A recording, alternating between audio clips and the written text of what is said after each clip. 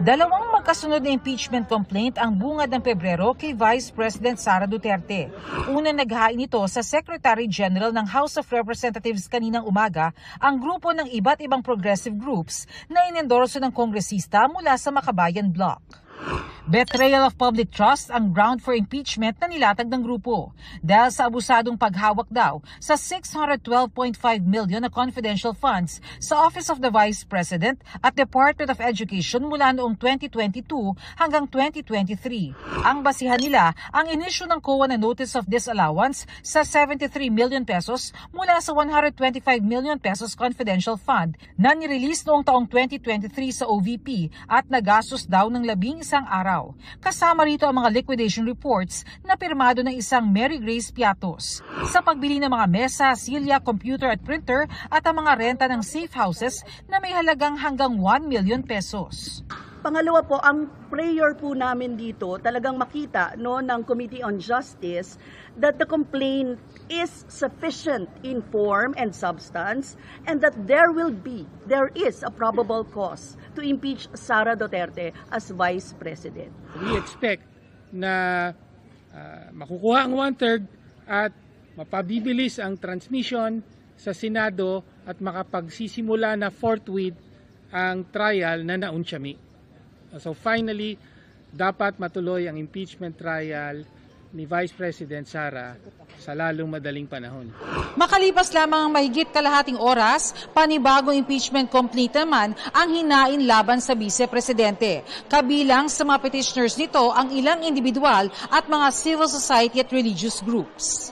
Kabilang dito sina Kiko Aquino D, ang apo ni na dating President Cory Aquino at former Senator Ninoy Aquino, dating Peace Secretary Ging Deles at Father Flavie Villanueva. Inendorso ito ni mamamayang Liberal Party List Representative Laila de Lima at Akbayan Party List Representative Percy Sendanya.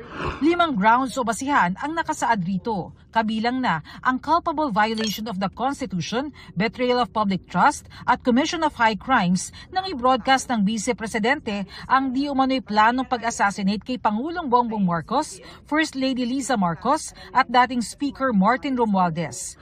Graft and corruption dahil sa misuse and malversation ng confidential funds, bribery dahil sa pamamahagi daw ng Vice Presidente ng monetary gift sa mga opisyal ng DepEd, culpable violation of the Constitution at betrayal of public trust dahil sa hindi tamang pagdeklara ng Statement of Assets, Liabilities and Net Worth, at iba pang high crimes kabilang na ang murder at conspiracy to commit murder, kung saan isinasangkot si Vice President Duterte sa extrajudicial killings ng Davao Death Squad. Halos pareho nga po yung laman, given that hindi nga nag-decide yung Supreme Court tungkol sa nilalaman ng kaso. No? Ang konting karagdagan lang po na impormasyon dito yung statements ni Madriaga. We've added that as to in the discussion on yung case ng confidential funds.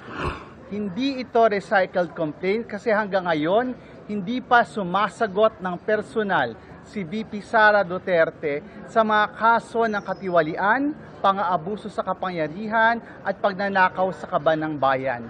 There's always a chance that we will be able, that the House will be able again to get enough signatures, that is the 1/3, para yun na rin ang magiging resolution and articles of impeachment that can be transmitted to the Senate.